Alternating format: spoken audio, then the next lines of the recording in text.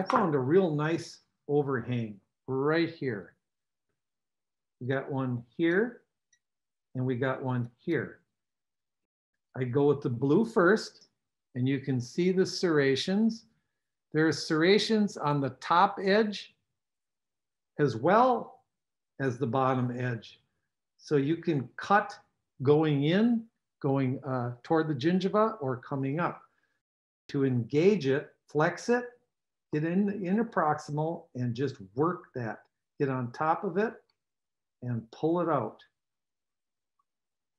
Now, anything that I can't get out, I can clean off with the next strip. Now, look at the clear central gate. That allows me to pass it through without affecting that contact. Once it's in there, then I'm going to engage the diamond portion right there, and I'm going to shave the rest of that off. I'm approaching it, and you can see the white coming off of there. That's the composite. There it is. This is the ultra fine, and it's very thin. So now I can flex it and pull it and polish it.